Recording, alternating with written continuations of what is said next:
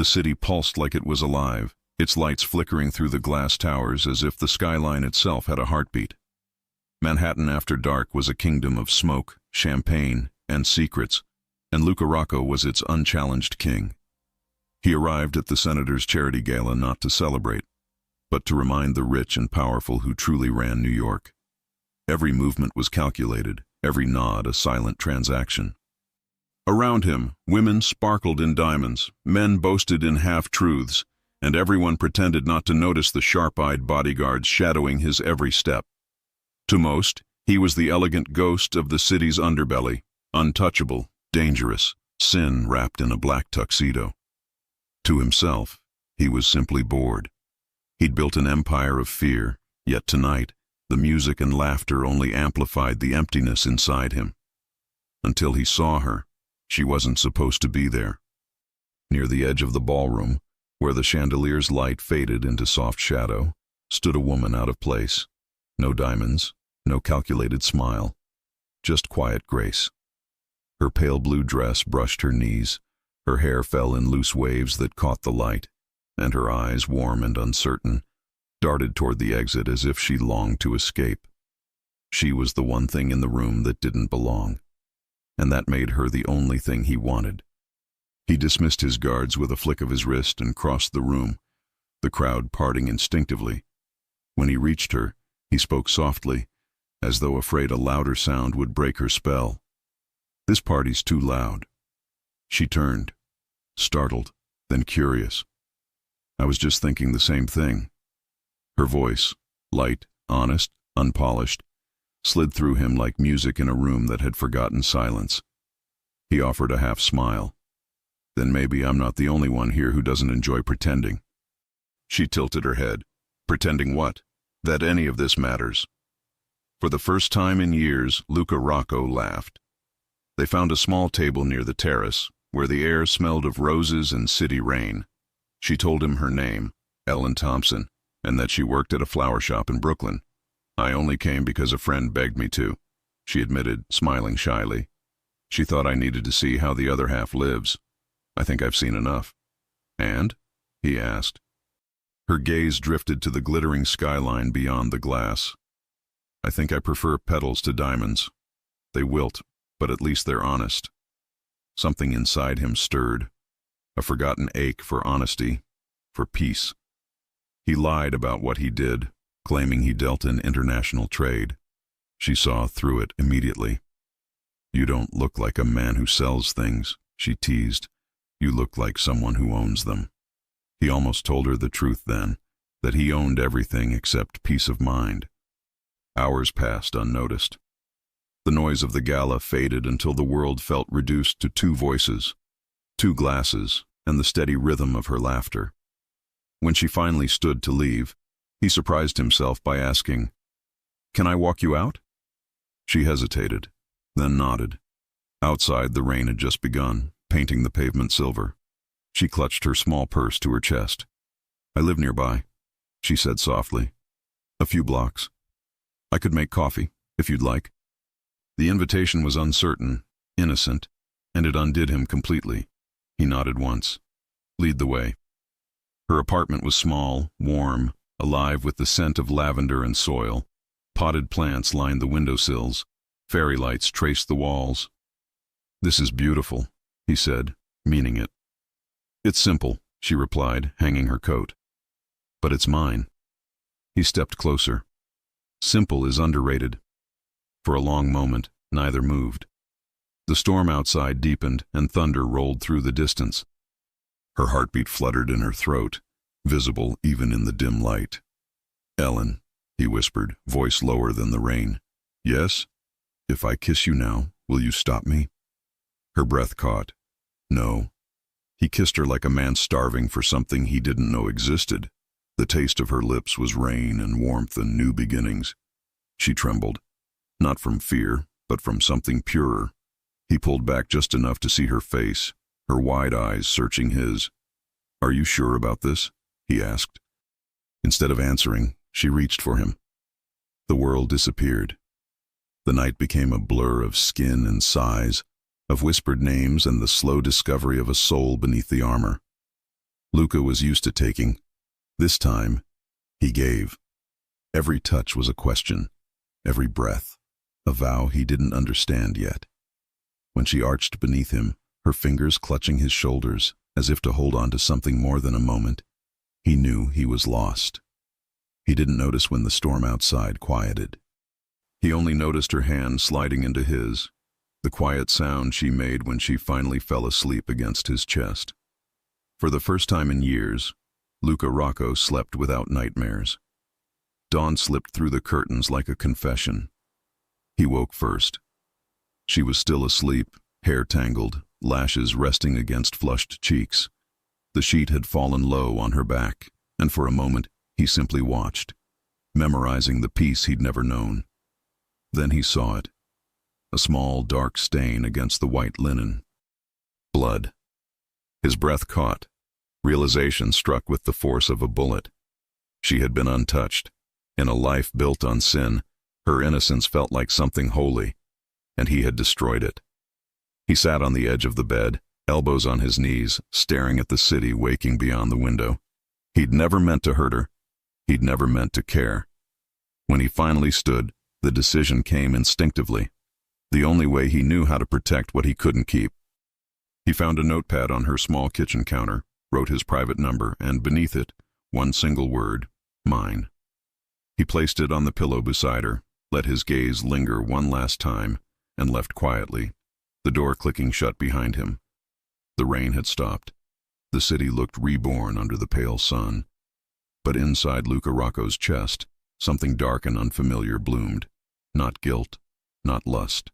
Possession, need, fear of losing the only woman who had ever made him feel human.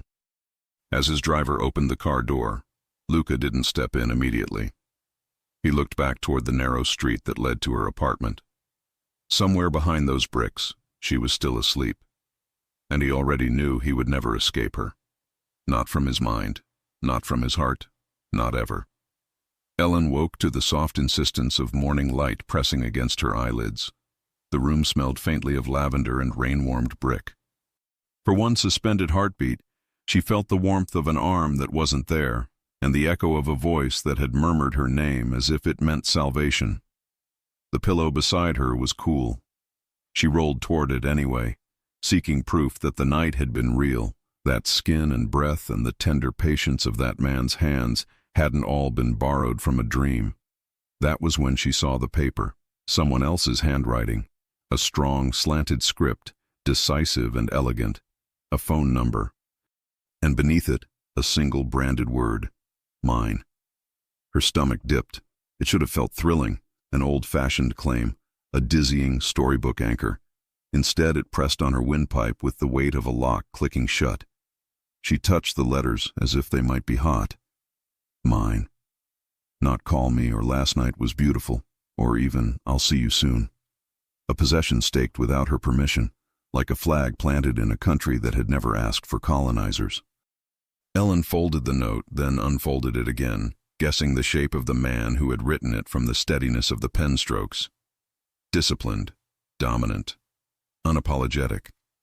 Luca. The name rippled through her like a secret tide. Memory gave her the rest, the way he'd asked before every touch, the way obeying him had never felt like surrender, only rescue, the way he'd looked at her after, as if the world had fallen quiet. A shiver ran along her spine that wasn't fear, not exactly, but knew its cousin. She slid out of bed, pulled on one of her oversized cardigans, and padded barefoot into the kitchen. The kettle complained to life. Her hands shook when she reached for the mug. She had the strangest impulse to call him, to tell him that the night had made something bloom in her chest she'd thought long dead. Then the word on the page pulsed at the edge of her vision. Mine. She exhaled. No, she whispered to the empty apartment, and the word felt like a promise to the version of herself who'd finally learned to run. She folded the note sharply and slid it into the shallow drawer beside her spoons, where stray rubber bands and orphaned keys went to disappear. The kettle began to whistle. By the time she turned off the stove, the drawer was shut, and the apartment looked exactly like it had the morning before. as if a storm had rolled over it and left not a single leaf disturbed. Still, when she lifted the mug, her fingers found an invisible tremor. She pressed the ceramic to her lips, willing the warmth to settle the flutter. You met a man. You were brave. You chose. And now you choose again. She didn't call. Across the river the day opened like a knife.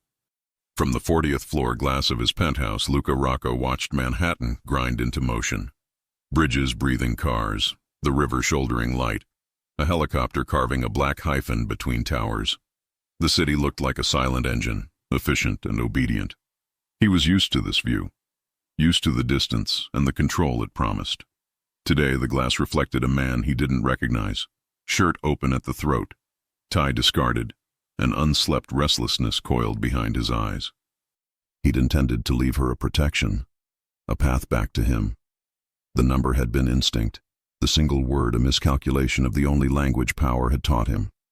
He could still feel the precise weight of the pen, the drag of ink on paper, the sudden irrational fear that if he wrote anything softer, anything human, he might be giving her the weapon to undo him. She did not call. By noon, he had torn through 2 meetings and 3 men's patience. A developer pitched a waterfront deal. Luca nodded at all the right moments, his answers clipped, the arithmetic of threat and profit running on muscle memory while a second pulse beat in his blood. The angle of Ellen's jaw tipped to a sunrise window, the vulnerability in her mouth when she'd asked him with a breath to keep going. The second in command, Silvio, watched him with the reluctant attention of someone who believed in the usefulness of storms, but preferred them scheduled. "Senator expects you at 7, Silvio reminded quietly as the elevator opened. "Committee fundraiser." Luca stepped in, jaw ticking. "Tell the senator I'm bringing his favorite scotch." Silvio nodded, pressed the button, and didn't say what both men knew. Luca Rocco never missed a fundraiser he'd paid for. He also never watched a phone that wasn't ringing. They drew out the afternoon like a wire. By evening, the penthouse was too quiet. He poured a drink he didn't want. The city moved beneath him. He set the glass down untouched, picked up his phone, put it face down again. This was ridiculous. He didn't wait. He summoned. He didn't ache. He anesthetized. He didn't miss. He missed. At some point, the stray cat he'd rescued 4 months earlier padded out from the laundry room, silky black with a white slash under his chin like a stolen tie. The cat leapt onto the back of the sofa, stared at Luca with irritable majesty, then headbutted his shoulder. Luca's hand moved of its own accord, scratching the space behind the ears. Nero purred like a small, pleased engine. "Don't look at me like that," Luca muttered. Nero blinked, unimpressed. The phone stayed silent. Ellen let the day's rhythm carry her. The shop, Bloom and Vine, smelled of damp soil and lemon cleaner when she unlocked at 9. She flipped the closed sign to open, set the till, and breathed the kind of breath she only ever found here, among leaves and quiet work. Outside, the neighborhood scraped awake. A delivery truck coughing, a kid whizzing by on a scooter, someone arguing about trash pickup in 2 languages. Brooklyn had a heartbeat that soothed her because it didn't pretend to be anything else. Her co-worker Jules, a college kid with chipped nail polish and a dramatic talent for overwatering everything, waltzed in late carrying a blueberry muffin the size of her face. "You look suspiciously serene for a Thursday. Did you sleep?" Ellen arranged a row of freesias. "More than expected." Jules inspected her. "You've got a vibe." She wiggled the muffin. "Spill." Ellen smiled into the flowers. "You're reading tea leaves." "I'm reading your glow," Jules retorted, then softened. "You deserve a good night." I had one, Ellen thought, and I kept it. It's mine. Before lunch, a woman ordered roses. For myself, because I finally left. And Ellen tied the ribbon like a blessing. After lunch, a man came in demanding lilies, then changed his mind 4 times while describing a girlfriend he clearly didn't deserve. Between customers, Ellen repotted a delicate fern, trimmed tulips, and let the ordinary acts fill her bones with steadiness. Around 3, when a shaft of sun fell across the counter and warmed her wrists, she felt it. The echo of his breath in the hollow just below her ear. The memory stumbled through her like a rush of heat. She steadied herself on the workbench, eyes closing for one unapologetic second. "I'm going out back," she told Jules. "Need to check the soil delivery." She stepped into the narrow rear alley where the day sounded filtered, like the city had been wrapped in gauze, and pressed a hand to the cool brick. She had told herself she wouldn't look for him, so she didn't turn toward the street. She didn't crane her neck down the block, didn't scan for a sleek black car with windows too dark to read. She breathed until the pull of him eased from a sharp ache to a tender bruise, then went back to the register and made exact change for a woman who smelled of rain and honey. At closing time, Ellen locked the door, counted the till, and texted the landlord about the stubborn radiator. When she finally made it home, the apartment felt oddly strange, like someone had set every object back down a half-inch from where it belonged. She stood in the doorway a long moment, then exhaled her nerves and stepped inside. Nothing had moved. Of course it hadn't. She was safe. She cooked pasta. She let the sauce simmer as if patience were a recipe. She washed dishes and watched steam fog the window. She did not open the drawer. In bed, the ceiling traced its familiar hairline cracks.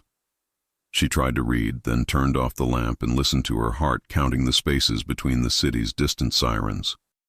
When sleep finally found her, it was stubborn and complicated, a white flag raised after too many skirmishes to call it victory. She dreamed of a ballroom and a stranger who had looked at her like a lullaby. The first day, he told himself she was busy. The second day, he told himself pride was noble in small doses. By the third, nobility felt like a word other people use to make indecision sound like principle. On the fourth day, he went entirely still inside, a stillness his men recognized as the calm that came before he decided which kingdom to seize and which to bury under salt. On the morning of the fifth day, he spoke without looking up from the skyline. "Silvio." His lieutenant appeared as if conjured. "Boss." "Her name is Ellen Thompson," he said, the S's clean as glass. "Find her." Silvio had been expecting the order, only not the softness under it. "You want everything?" "Everything you can learn without frightening her." Luca's jaw flexed. "If she is frightened, I will be displeased." Silvio had seen men lose wars by underestimating the gravity of that sentence. "Understood." Luca's gaze didn't leave the river. The word mine slid through his mind, dragged there by its own weight. He wanted to burn it and keep it. He wanted to show up on her doorstep with apologies and fruit and a ridiculous cat that liked expensive sardines. He wanted to carry her past every locked door she'd ever learned to avoid, and set her down in a place where nothing and no one could ever claim her again, even him. He wanted, and the wanting felt like a knife turned handle first in his palm. Dangerous, but potentially an instrument of rescue. Silvio returned faster than most people found their car keys. She runs a place called Bloom and Vine in Brooklyn, lives alone, no known boyfriend. 30-minute commute on the G unless the G is acting like the G. Nero, draped across a chair like spilled ink, yawned. Luca drew one calm breath that carried the clean edge of hunger. "Schedule the senator," he said. "Then cancel him." "Under what pretense?" "The truth. I'm busy." "Busy," Silvio repeated dryly. "With flowers." Luca glanced over, and even Silvio managed to find something else to look at. He could have sent flowers. The irony of that almost made him smile. He could have sent money or men or a message written by someone whose job was to choose words less likely to ignite the ground they landed on. Instead, he put on a dark coat, took the elevator, and walked 2 blocks without his driver. The late sun cut the avenue into gold bars as he turned down a quieter street where a small bell chimed every time someone opened a door and children crossed like migratory birds tugging parents on invisible strings.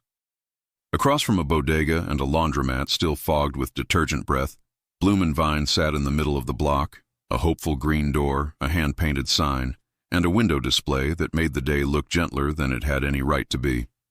The sight punched him with its ordinary holiness. He stood at the curb for a moment, considering the mercy of walking away. He didn't. The bell above the door announced the intrusion as if embarrassed by its own cheerfulness. He stepped inside. It had been a soft day, orders steady, no crises, Enough time between customers for Ellen to teach Jules the difference between pruning and murder. The shop was clean. The cooler thrummed quietly. She stood on a small step stool and stretched to mist a trailing fern she'd coaxed back from the brink with patience and music. The bell rang. "Welcome to—" she began, turning, and her voice stripped itself bare at the sight of him. He was taller in daylight. Or maybe it was that daylight revealed the way he occupied space, a coiled quiet that made noise look like a nervous habit. He didn't wear a suit today. The dark coat accented his shoulders, and the open collar showed the anchored V of a man built on discipline rather than vanity. His eyes, God, those eyes, found hers as if they'd been looking through the city for 5 days and had finally located the only coordinates that mattered. Her fingers loosened. The spray bottle rattled against tile. For a heartbeat, neither moved. She wanted to reach for the drawer miles away in another kitchen and wave the note like a flag. Do you see what that did to me? Do you see how it branded me with something too close to a chain? She wanted to tell him she had liked the way his mouth had respected her answers, the way his hands had asked and asked again until her yes carried both surrender and victory. She wanted to demand how a man could be that gentle and know how to write a word that tasted like ownership. "Ellen," he said, and it landed somewhere below her ribs. Her name in his mouth made a simple sound complicated. "Please leave," she managed, though her voice betrayed her with its tremor. This is my place." He nodded once, as if the room itself had rights he intended to honor. "I know." Jules behind the counter stared between them with unabashed curiosity until Luca's glance sent her scuttling to the back with the speed of a cat hearing the bathtub run. The cooler thrummed. Somewhere near the base of the hydrangeas a bee considered a life of poor decisions and buzzed against the glass. Luca didn't come closer. He didn't reach. He kept both hands visible, palms relaxed, an offering of restraint. "The night we shared," he said quietly, "was not a transaction to me." Ellen's chin lifted a fraction.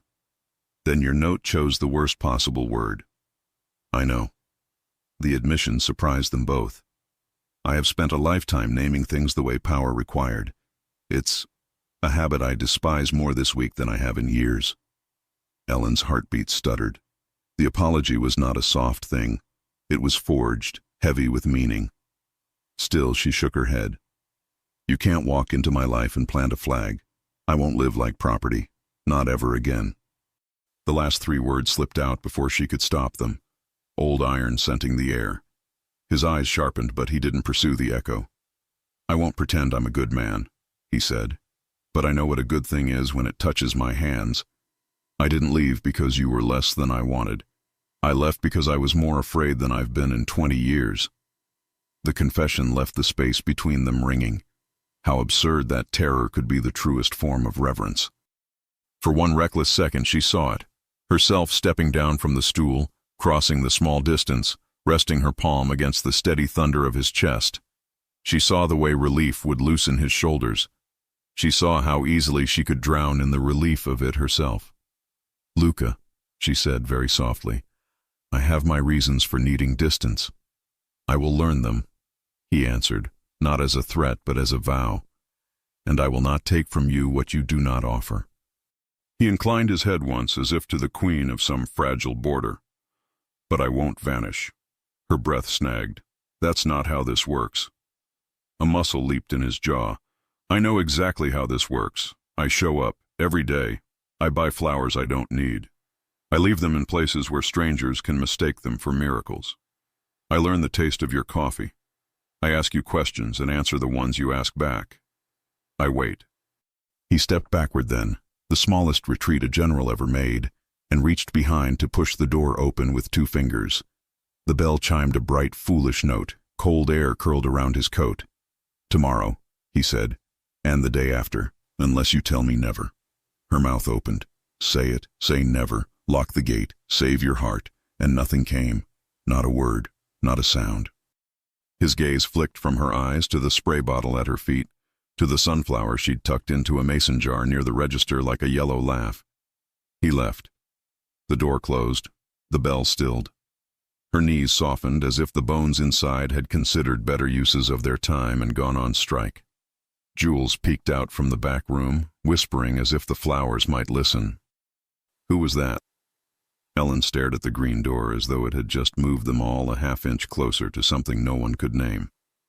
"Someone who buys a lot of flowers," she said, and wondered whether the future had already pressed its signature into her life where she couldn't yet see it. Outside, a black car idled half a block down, not close enough to frighten, close enough to count. Sylvia watched his boss walk past without opening the door for him. Luca said nothing, but the air around him had sharpened into the exact weather men in his world learned to heed. Not a tantrum, not a tempest. Purpose. Tomorrow, the bell would ring again. Ellen locked up that night with hands that would not stop shaking. At home, she opened the spoon drawer without meaning to, unfolded the note, and watched the single word stare back at her, stubborn and changed. She lifted a pen and wrote smaller beneath it, as if her handwriting might tuck a bodyguard into a dangerous sentence. "I am not." She set the folded paper on the counter, stared at it a long time, then, almost laughing at herself, slid it into her pocket as if carrying it made the argument more official. The radiator hissed. Outside, the city rehearsed its lullabies. She turned out the light. Sleep did not come easily. When it finally did, it wore his voice. The next morning, the bell above Bloom and Vine chimed before Ellen had even turned the open sign. She froze, one hand still on the latch. The air inside the shop smelled of damp leaves and eucalyptus oil. Through the soft veil of the morning light, a tall shadow lingered just beyond the glass. She didn't need to look twice. He had come back. Luca Rocco, in a dark coat and quiet expression, held a small white box in his hands. His eyes searched hers, unreadable and steady, like a storm waiting for permission to rain. Ellen opened the door halfway. "We open at 9. "It's 9:01, he said simply, holding out the box. She hesitated. "What is this?" "Breakfast," he said, and an apology. Inside was a perfect croissant and a folded napkin. On the napkin, written in the same commanding hand that had once scrawled mine, were softer words this time. "I don't want to own you. I just can't forget you." Her chest tightened. She wanted to slam the door. She wanted to thank him. She wanted to forget that his voice could make her heartbeat forget its rhythm. "I don't need gifts," she said finally. "Then it's not a gift," he replied. "It's an excuse to see you." Her throat went dry. He stepped back, hands raised, letting the cold air between them become a fragile peace. "I'll come back tomorrow," he added. "For coffee, not war." He left. The next day, he returned. And the day after that. And the day after that. Always with something small, not expensive, never ostentatious. A coffee just how she liked it. A rare succulent she'd once mentioned in passing. A jar of imported honey because she said sugar made her tea too sharp.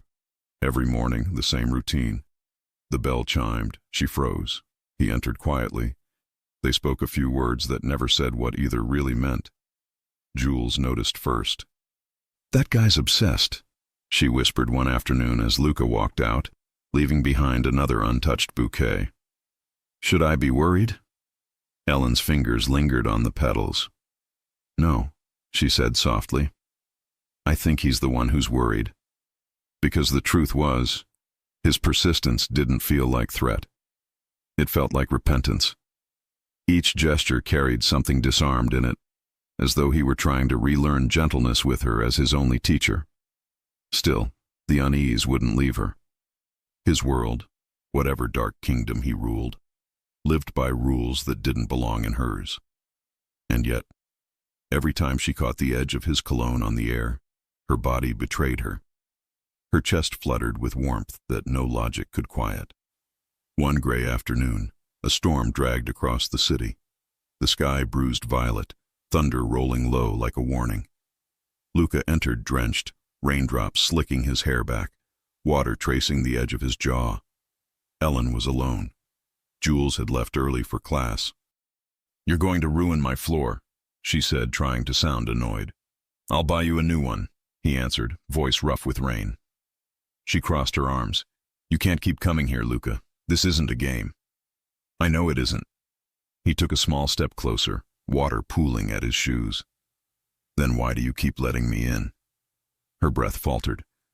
The question landed somewhere deeper than she wanted to admit. Because you're impossible to stop, she whispered. He smiled faintly, but it wasn't arrogant. It was tired, almost vulnerable. Why sunflowers? He asked suddenly, glancing toward the bright cluster by the window. She blinked. What? You always keep them here, even when it's not their season. Her gaze softened. Because they always face the light, no matter how dark it gets. For a long moment, neither spoke. Rain thundered against the glass, muffling the world outside. And then, quietly, almost like a confession, he said, I don't remember the last time I saw the light. Her pulse stuttered. You will, she said. You just have to stop chasing shadows.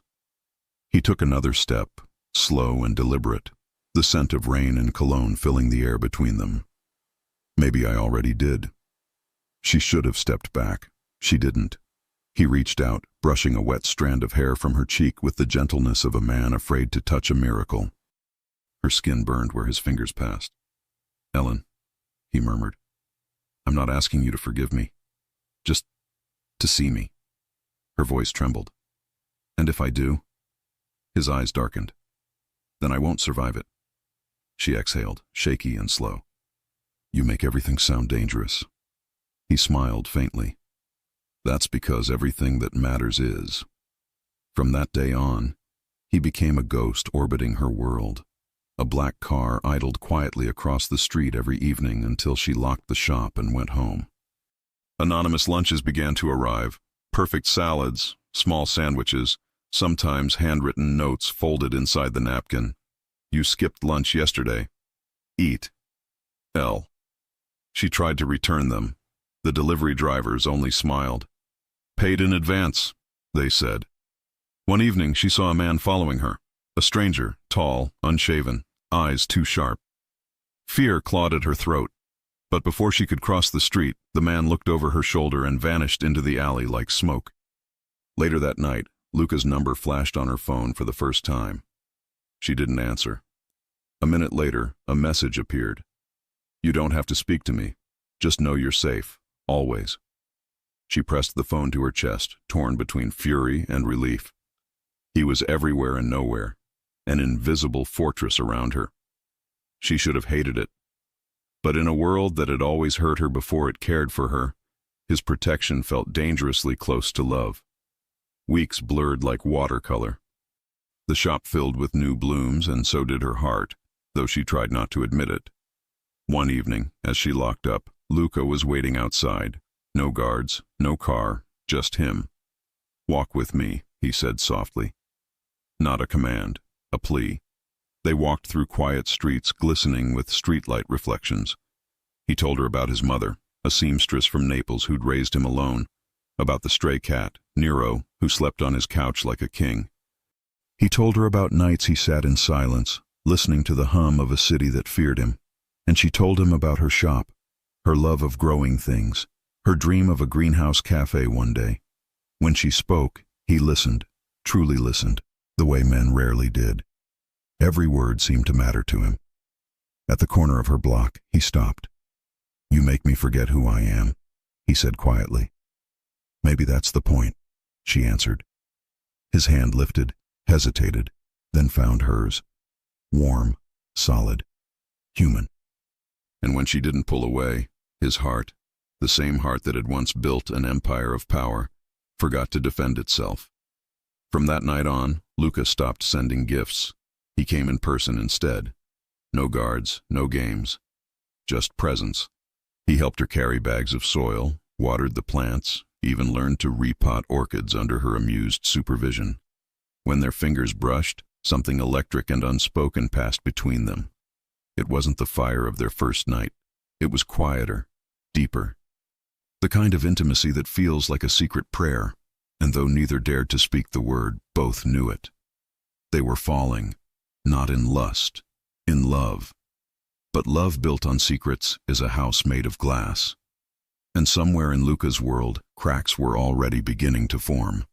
One late afternoon, Ellen stood by the window, watching the last customers leave. The shop glowed golden in the fading light.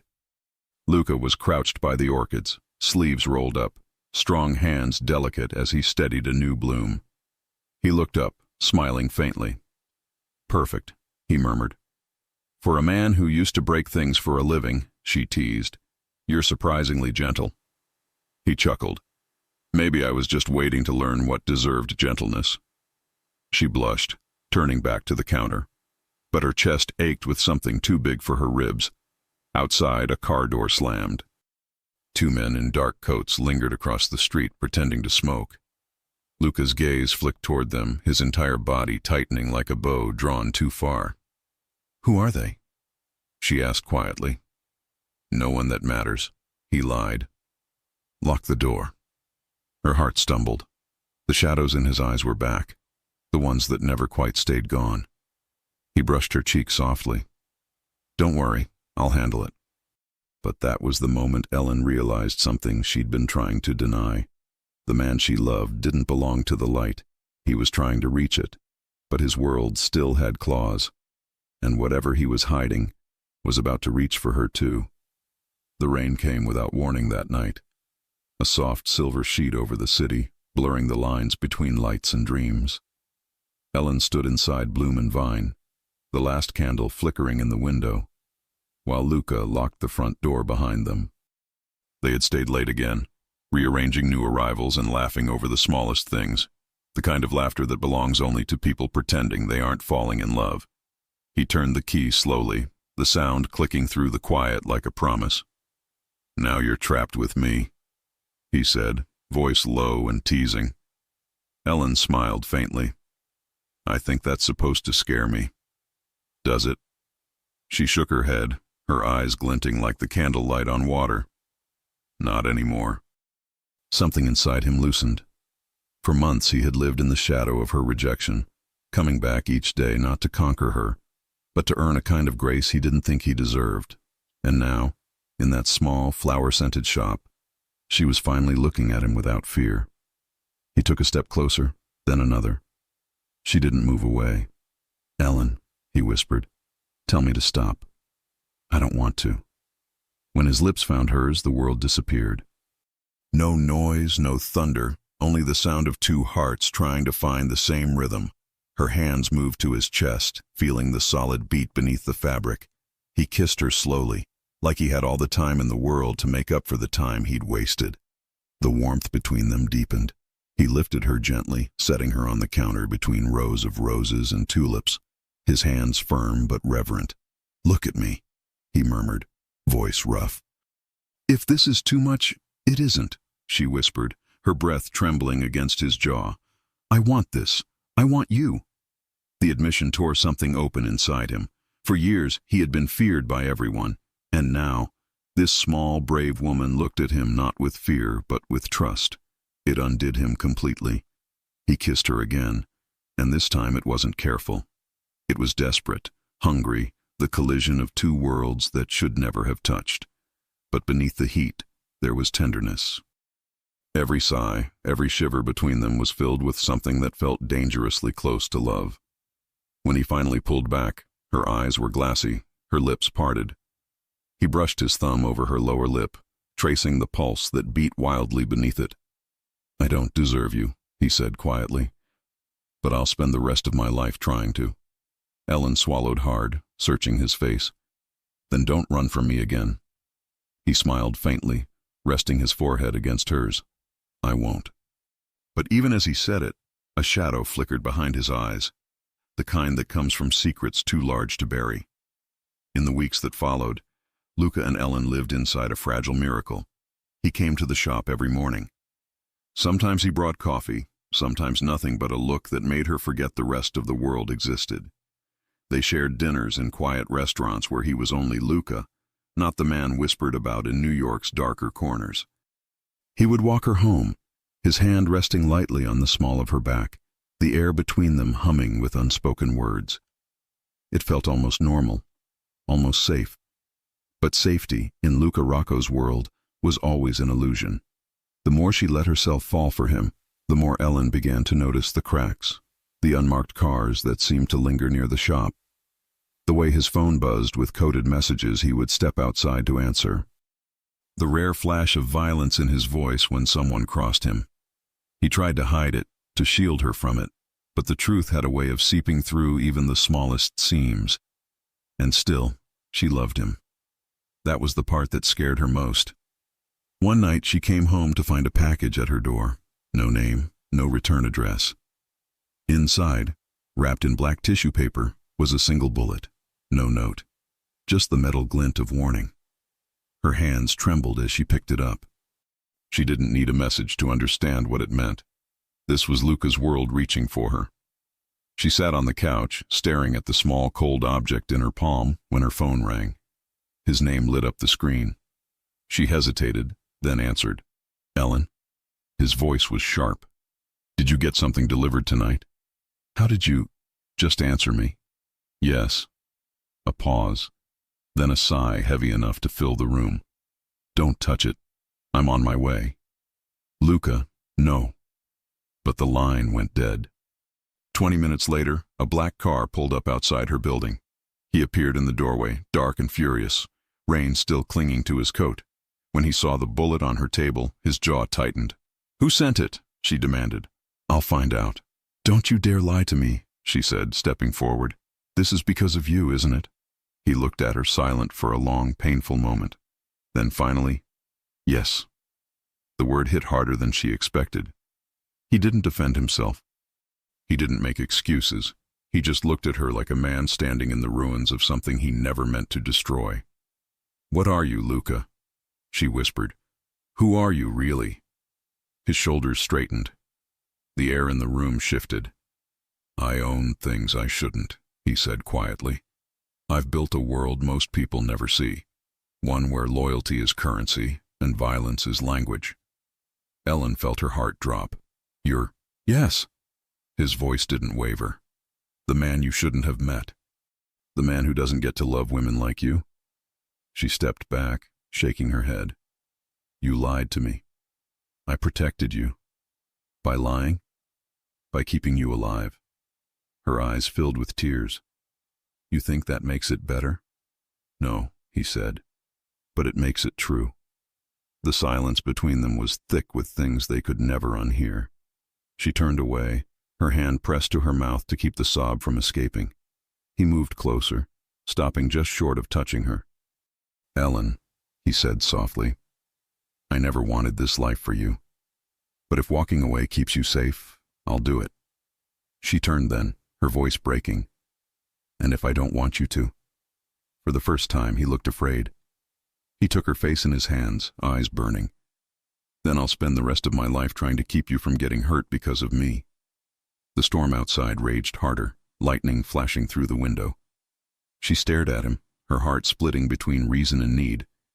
"I don't know if I can live in your world," she whispered. "Then I'll change it," he said fiercely. "For you." Her tears spilled over. "Don't make promises you can't keep." He pressed his forehead to hers. "I don't break promises, Ellen. Not to you." For a long moment they stood like that. Two worlds trying to fit inside one heartbeat.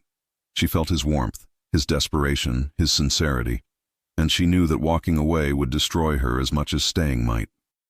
When she finally spoke, her voice was a whisper against his skin. "Then prove it." He did. Over the next weeks, the city's whispers began to change. The Rocco name, once synonymous with fear, started to shift. Businesses Luca had built on silence and threat began to run clean. People noticed the difference, but no one dared to ask why. He didn't tell them that the reason sat every morning behind a counter of tulips, laughing softly, while she tied ribbons around hope.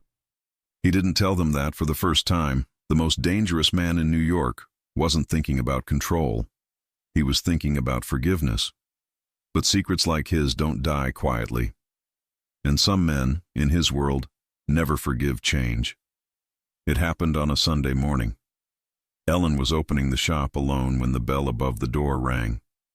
She looked up, expecting Luca, but it wasn't him. Two men in dark coats stepped inside. One smiled, the other locked the door. Nice place you've got, the taller one said. You must be the reason Luca's been distracted. Ellen froze. Who are you? Friends, he said. Or we were. Before she could answer, one of them grabbed her arm, twisting it behind her back. The vase she was arranging crashed to the floor, shattering like the silence. Tell your boyfriend, the man whispered, breath hot against her ear, that he doesn't get to walk away from the family business. Then, just as suddenly, the bell rang again. And Luca was there. He didn't speak. He didn't shout. He moved like lightning. By the time the police sirens began to wail in the distance, one man lay unconscious, the other running. Luca stood in the middle of the chaos, chest heaving, his shirt streaked with someone else's blood. Ellen's hands trembled as she touched his face. What have you done? What I had to, he said quietly. She shook her head, tears spilling. They were right. You'll never escape this. He caught her wrist gently, desperate. I will. For you. Her voice broke. Then tell me the truth. Tell me everything. He hesitated, his eyes pleading. You don't want that? Yes, she said, voice trembling but sure. I do. He looked at her for a long time, then nodded once as if surrendering to the inevitable. Then meet me tonight, he said, at my place. No more secrets.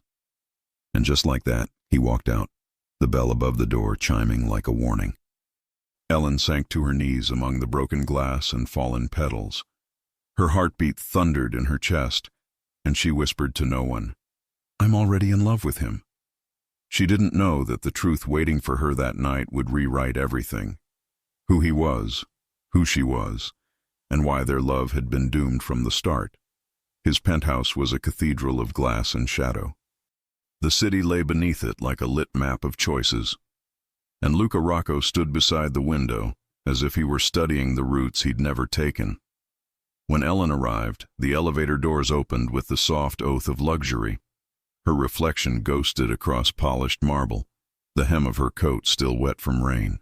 She stepped inside as if crossing a border.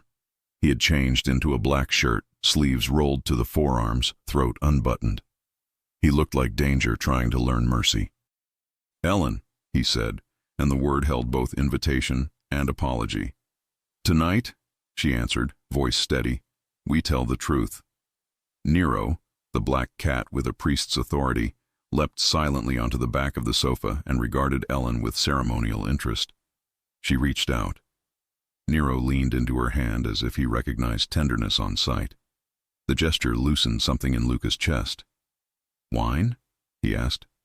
Water, she said. Clear things, honest ones. He poured. She didn't sit. Neither did he. The city hummed between them. Start with you, she said. Start with what you were born into. He told her, carefully at first, then the way a dam talks when it finally breaks. The seamstress mother from Naples who taught him to thread a needle and a lie with equal steadiness. The debts he'd paid that were never his. The first time a man put a gun in his hand, and the first time he put it down and learned that fear can be built out of silence just as easily. He did not glorify. He did not beg absolution. He spoke like a man putting names to ghosts. I wanted power because I thought it would keep me from wanting anything else, he said. Then I met you, and I've been starving ever since. She set the glass on the table, the crystal ringing like a small bell. You were honest, she said softly. So I will be more than honest. I'll be cruel with the truth. He went very still. My name is Ellen Thompson, she said, and then closed her eyes. But that is the name I chose. The room narrowed to the shape of her mouth, forming the next words. My father is Vittorio Moretti. A silence like a blade. Luca didn't move. Somewhere below, a siren threaded a single red line through the night. Nero's tail flicked once, twice, and stopped. Say it again, Luca said, the words almost gentle. My father is Vittorio Moretti, Ellen repeated, each syllable a weight. I left. I ran. I built a life out of other people's names. I didn't want to be anyone's bargaining chip. He He crossed the room in a stride and then stopped as if the floor were marked with a border only he could see. She stood straight-backed, a sunflower refusing to bow to wind. It was always going to be him, Luca said quietly, like a man speaking to a returning nightmare. Of all the names in this city, it had to be his. I didn't choose the man who raised me, she whispered. But I chose to leave him. I choose who I am every day, and I chose you before I knew what it meant. His laugh was a single broken note. You chose the enemy. I chose the man who brings breakfast because I skip meals, who kneels to repot orchids with hands that once held fear. That isn't an enemy. That's a miracle I didn't believe I could have. The words hit him with the odd, clean pain of grace, yet under it ran the old river of blood. You were a virgin, he said, the memory catching like thread on a nail. Because he kept you untouched for trade. She flinched as if old metal had flashed in the room. He thinks purity is currency. He thinks daughters are contracts with pulses. Rage moved through Luca in a dark, controlled wave. He will never touch you again. He hasn't for years, she said, and her smile held both victory and grief. He lost me the day I understood what he was, but he still believes he owns my story, and now I've given that story to you. Something inside Luca tore and rearranged. He wanted to promise her a clean world. He knew better. What he could promise, what he suddenly understood he would die to guarantee, was a border around hers that would not break. Come away with me, he said hoarsely. Tonight. Leave everything you can leave. I'll build the rest again. She shook her head, eyes bright. I won't run anymore, not from him, not from you. She stepped closer until the heat of him remade the air. I will, however, ask you something impossible. He almost smiled. Good. I'm good at impossible. Lay down the parts of your life that will be used to hurt us, she said. Not because I demand a saint, but because I want a husband who doesn't disappear into shadows I can't follow. The word husband struck him like a bell rung in the ribs. He reached for her, stopped, and then, slowly, as if giving gravity time to adjust, lifted her hand to his mouth. He kissed the inside of her wrist, a vow old as altars. I'll dismantle what I have to, he said. I'll leave what I can't corrupt. I'll keep what protects the people I love. The people? She asked, voice small. You, he said simply. It starts with you. Tears lifted to her lashes but did not fall. She nodded once. Then it starts. They stood like that, inches apart, two oaths learning the shape of each other. When he finally drew her to him, it wasn't desperate. It was certain. He held her as if memorizing a map, palms at her spine, breath in her hair, body a shelter and not a cage. She pressed her cheek to his chest and felt the clean, mortal proof of him. Tell me the worst, she whispered into the fabric. Tell me the thing you're most afraid I'll know. He closed his eyes. That if he comes for you, I won't always choose the legal road to keep you safe. A beat. Then, the worst, she said, voice steady, is that you might hesitate. He startled, then grinned the wrecked grin of a man forgiven and conscripted in the same second. I won't. She pulled back enough to see him. Then there's something you need to hear from me that is as dangerous as a loaded gun. I'm listening. I love you, she said. The room brightened. He didn't move for a second, as if the body sometimes needs to translate the soul. Then he cupped her face, thumbs at the corners of her mouth, reverent as prayer. Say it again. I love you, Luca. It was all the permission he'd ever needed. He kissed her. Slow, deep, a new language they both already knew. The night outside fell into a hush that felt like blessing. When they broke apart, he took a breath that sounded like a man surfacing. Marry me. She laughed, wet, startled, happy. You carry the word always like other men carry weapons. He reached into his pocket and produced a small velvet box, as if her challenge had conjured it. He flipped it open. The diamond did not flash so much as breathe, set in woven platinum like a story that had decided to be permanent. I was going to ask you somewhere with white tablecloths, he said, and a skyline that tries too hard, But the truth belongs here. In the lion's den, she teased. In the place where the lion learned he wanted to be a husband. His voice softened. Ellen. A sound cut him off. Not the elevator, the security panel. A soft green wink turned yellow, then red. His head snapped toward the wall. Stay behind me, he said, the command automatic and absolute. Luca, now. Three things happened at once. Nero vanished under the sofa, the elevator hummed alive though no button had been pressed, and Luca's hand found a drawer that Ellen hadn't noticed, the steel inside catching light like an ugly truth. He didn't raise it. He only held it like a promise to time. The elevator doors parted. Silence. Empty space. Then a single paper envelope slid across the polished floor as if pushed by an invisible hand. The doors closed again. The hum died. The red light on the panel went calmly green. Luca stared at the envelope. A bad taste rose in his mouth. He approached it the way he'd approach a snake. He towed it open with his shoe. A photograph waited inside, glossy and intimate. Ellen locking bloom and vine, chin lifted against a cold wind. Scrawled across the bottom in block letters was a sentence that shoved the temperature of the room below freezing. Return what is ours. No signature. No need. Ellen's pulse thudded loud enough to hear. He knows. He's guessing, Luca said, even as he knew it was a lie. He reached for her, the weapon already forgotten on the table. Listen to me. This is what happens next.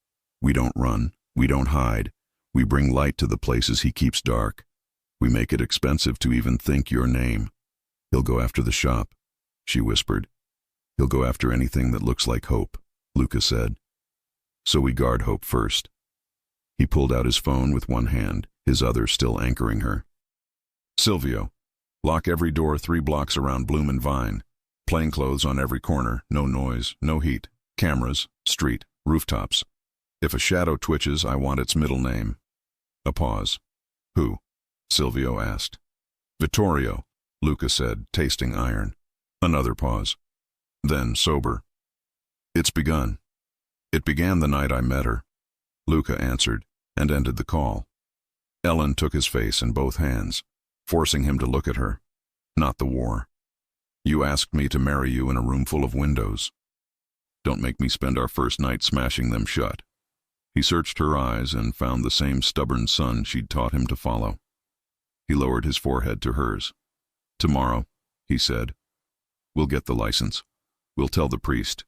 We'll ask the cat to be our witness. Nero meowed like a benediction. And tonight? She asked. Tonight, he said, voice low. You sleep here. In my arms? In our house? The last phrase came out before he could blunt it. He didn't try. She brushed a tear from his jaw with her thumb. I'm not afraid of him anymore. I am, Luca said, honest to the bone. I'm afraid of what I'll become if he touches you. She kissed the confession off his mouth. Then be the man who builds a life we don't have to apologize for. Let the devil knock. We'll answer with vows. He smiled, broken and whole. Yes, amore. They turned together toward the bedroom. 2 silhouettes against a wall of city stars, her hand threaded with his, the ring still waiting in a small open box like a paused heartbeat. The elevator, 12 floors below, opened again onto the lobby. A man with winter in his hair and a smile like a guillotine stepped out, flanked by 2 shadows. The doorman glanced up, then down, then decided to remember nothing useful later. Vittorio Moretti removed leather gloves 1 finger at a time, satisfaction curling around each knuckle. Send the flowers back to the shop, he told the man on his right in a voice that had ruined many summers. White ones. For morning. For who? The shadow asked. Vittorio considered the ceiling as if speaking to God through concrete. For a girl who forgot whose name she carries, and for the boy who thinks he can steal my property and call it love. He smiled, gentle as a grandfather. Tomorrow we teach them both their history. Upstairs, Ellen curled into Luca's chest, listening to the cadence of a heart that had finally admitted it belonged to someone. He tucked her under his chin and whispered old country promises into her hair until sleep began to collect the edges of her fear. In the dark, The photograph on the table breathed its ugly sentence into the room. Return what is ours. The ring waited. The night did too. And the dawn, a shard of bright metal, was already on its way. The city woke gray and trembling, like it already knew war was coming. By dawn, the first call had gone out. Unmarked cars repositioned, men in black coats vanished into corners, and every shadow around Bloom and Vine began to move with purpose. Luca Rocco stood at the window of his penthouse, one arm wrapped around Ellen, the other resting against the glass. He hadn't slept. Neither had she. Below them, the streets looked deceptively peaceful. Coffee shops opening, buses sighing at corners. But they both felt it, the quiet before something irreparable. He turned toward her. "We leave in an hour," he said softly. "We'll get the license. Then we go straight to the church. Just you, me, and one priest willing to forget his calendar." Ellen's eyes, soft and steady, found his. "You really think vows can erase a war?" "No," he said, "but they can give it a reason to end." They arrived at City Hall under a cold drizzle that glossed the pavement like glass. Luca held her hand tightly, guiding her through metal detectors and curious stares. She was wearing the simplest dress, ivory, cotton with a soft cardigan, and yet he couldn't stop looking at her. When the clerk handed them the marriage license, Ellen smiled in disbelief. "That's it?" "That's it," Luca said. "A signature, and I'll spend my life proving it means more than paper." They left through the side door to avoid attention. But attention had already found them. A black car idled across the street, window rolled halfway down. A gloved hand rested on the frame. The same watch he'd seen in his nightmares glinted once before disappearing. Luca pulled her close. "Get in the car," he whispered. "Now." They didn't make it to the church. Halfway through Midtown, another car slammed into theirs from the side. Tires screamed. Glass shattered. Ellen's cry cut through the sound like a bell in a storm. Luca reacted before fear could. He shielded her, twisted the wheel, forced their car into an alley, and stopped only when smoke coiled from the hood. "Are you hurt?" he demanded. She shook her head, trembling. "Luca, who was—" He already knew. "My past," he said, and it just ran a red light. The air smelled of burning metal. Somewhere behind them, men shouted. Luca grabbed her hand. "Move."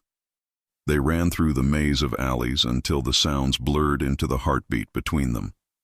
She was gasping when they ducked into an abandoned chapel behind a shuttered bakery.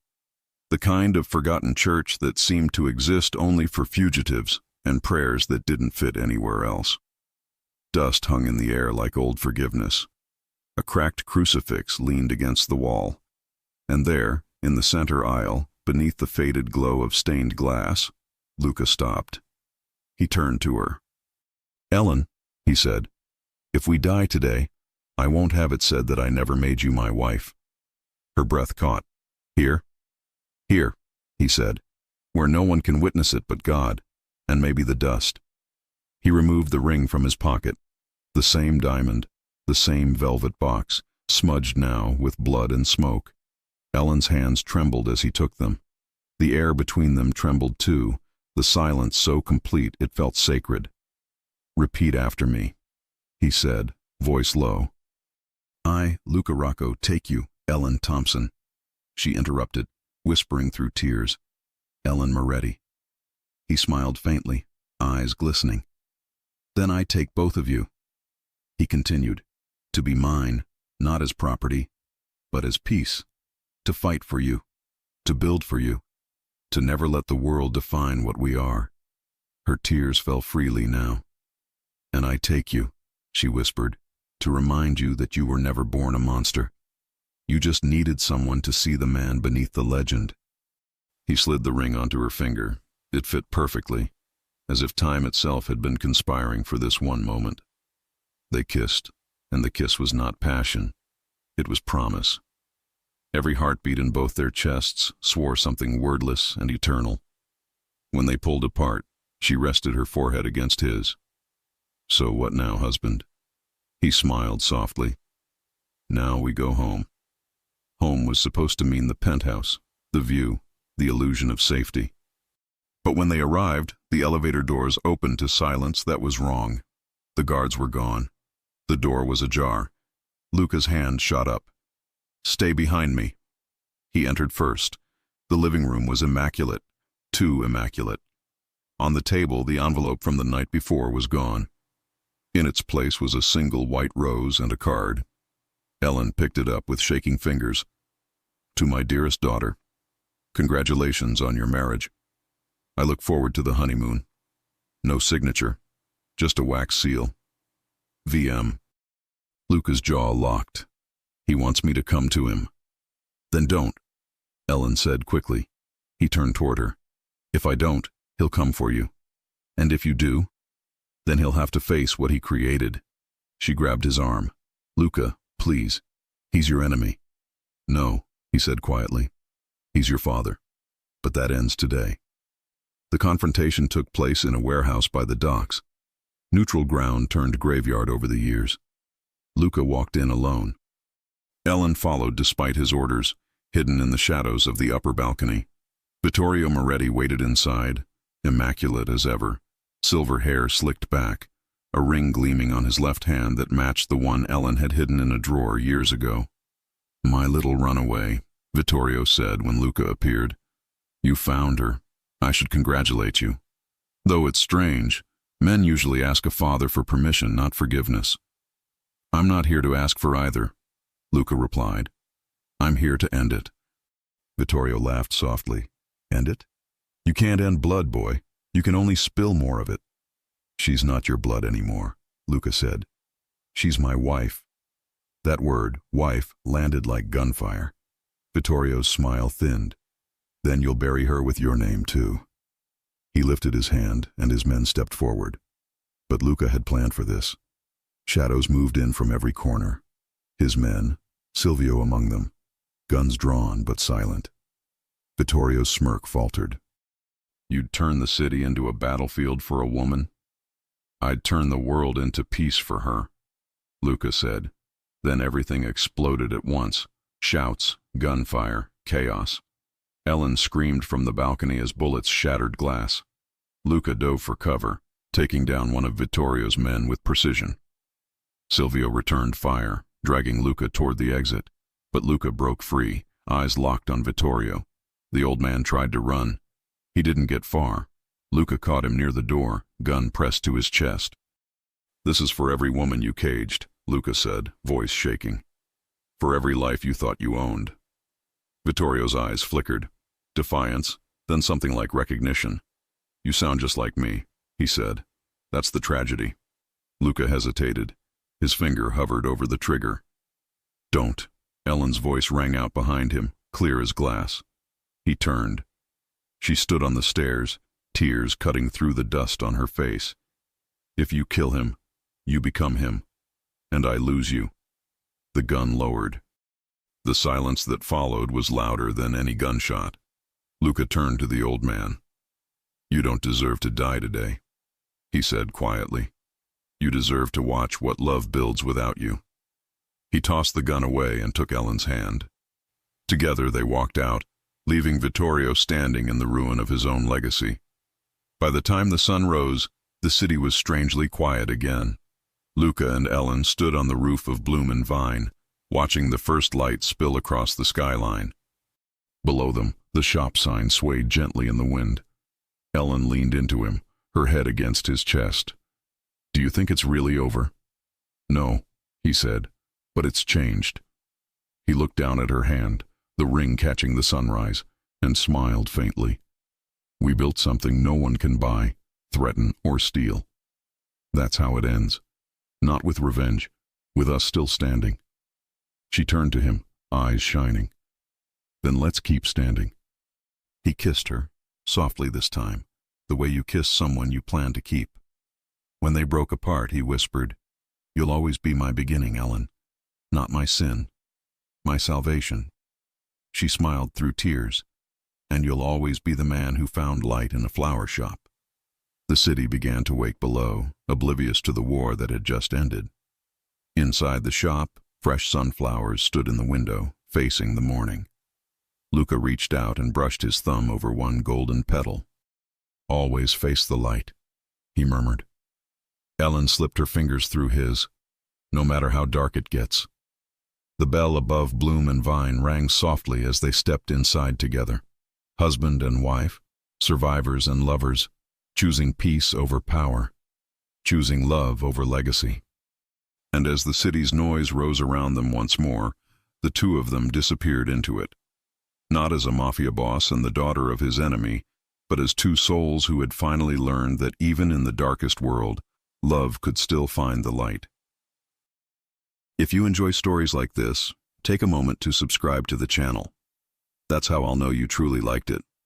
Even if you're watching on your TV, grab a second to join this family of fans who love emotional and heartfelt stories. Your support means everything, and it helps us bring you even more tales like this one.